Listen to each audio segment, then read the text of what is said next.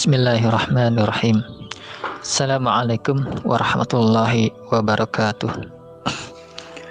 Alhamdulillahillazi arsala rasulahu bilhuda wa dinil haqq liyudhhirahu ala dini kullihi wa kafa billahi syahida.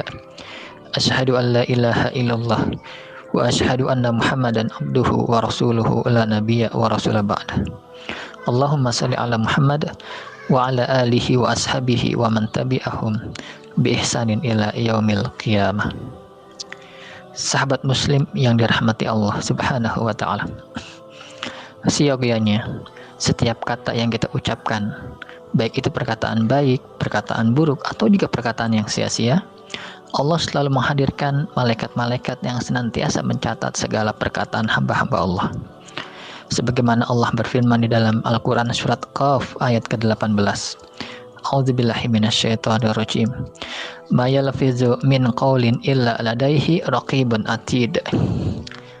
Artinya, tiada suatu ucapan pun yang diucapkan melainkan ada di dekatnya malaikat pengawas yang selalu hadir.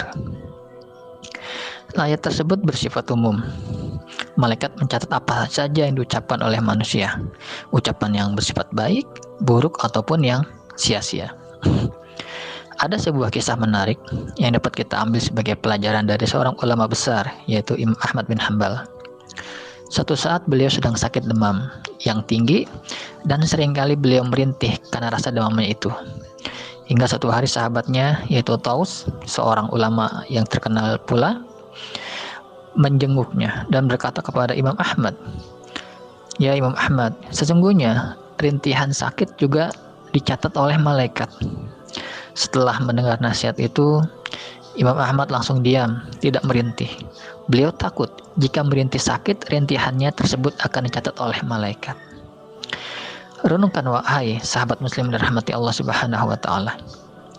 Bentuk rintihan seperti ini saja dicatat oleh malaikat. Apalagi ketergelinciran lisan yang lebih buruk dari itu. Maka tidak mengherankan jika Ibnu Mas'ud radhiyallahu anhu mengatakan, tidak ada yang lebih pantas dipenjara dalam waktu yang lama melainkan adalah lisanku ini. Sahabat muslim yang dirahmati Allah Subhanahu wa taala. Dalam sebuah hadisnya, Rasulullah SAW bersabda tentang masalah lisan ini.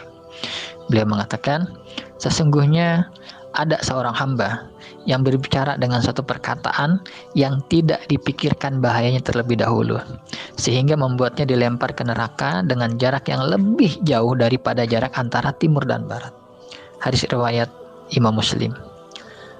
Lalu dalam hadis yang lain beliau juga berkata, barang siapa yang beriman kepada Allah dan hari akhir, maka berkatalah yang baik, atau jika tidak, maka diamlah. Hadis riwayat Bukhari dan Imam Muslim.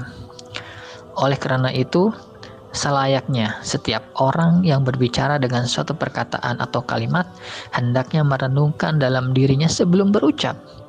Jika memang ada manfaatnya, maka dia baru berbicara. Namun jika tidak, hendaklah dia menahan lisannya. Itulah manusia. Dia menganggap perkataannya yang seperti itu tidak apa-apa, hanya sepele.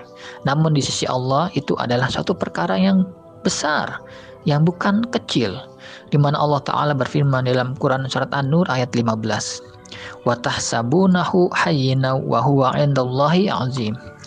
Dan kamu menganggapnya suatu urusan yang ringan saja, padahal dia pada sisi Allah adalah suatu yang besar. Bahkan salah satu ciri-ciri seorang muslim yang baik adalah muslim yang mampu menjaga lisannya dengan baik.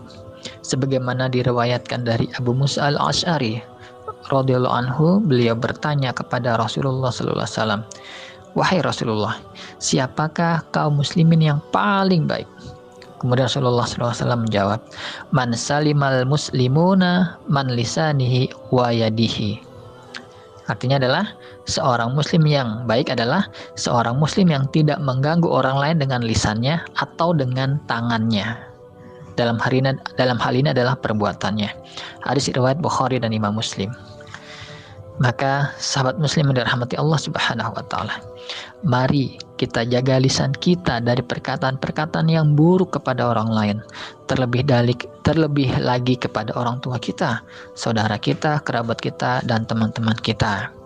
Jangan sampai nanti mereka menuntut kita di akhirat dikarenakan perkataan kita yang buruk kepada mereka, sehingga menyebabkan kita menjadi orang-orang yang bangkrut di hadapan Allah Subhanahu wa taala.